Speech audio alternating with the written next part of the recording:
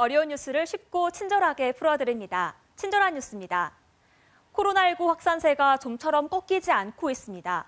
돌파 감염 사례도 늘고 있죠.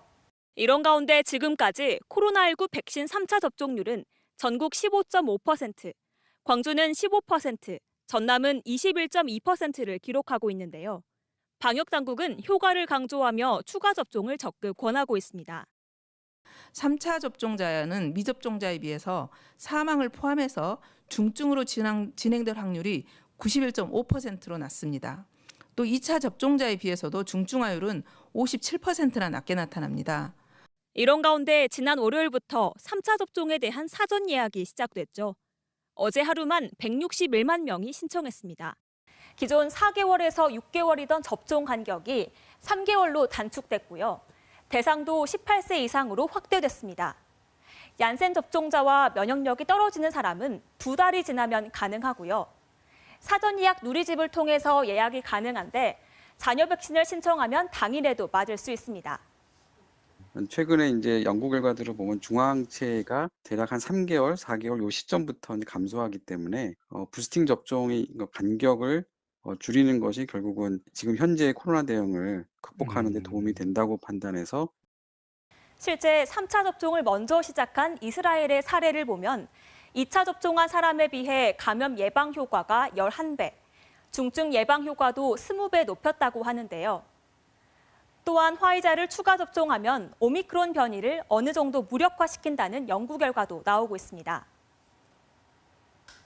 그렇다면 나는 어떤 백신을 맞게 될까? 3차 접종은 1, 2차 접종을 화이자나 모더나로 했다면 자신이 기존에 맞은 백신과 같은 걸 맞으면 되는데요.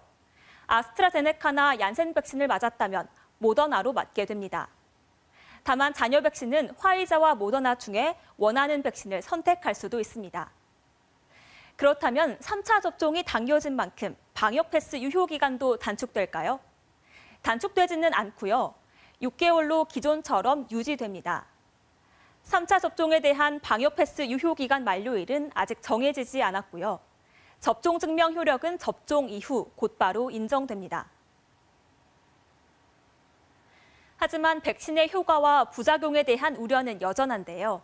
접종 간격이 3개월로 당겨지면서 안전성에는 문제가 없는지 걱정하는 분들도 많을 겁니다. 현재까지는 3차 접종을 빨리 맞는다고 해서 이상 반응이 더 많이 생긴다는 보고는 없다고 알려졌는데요. 다른 나라 상황을 보면 영국, 그리스 역시 간격을 3개월로 앞당겨 접종이 이루어지고 있다고 하죠.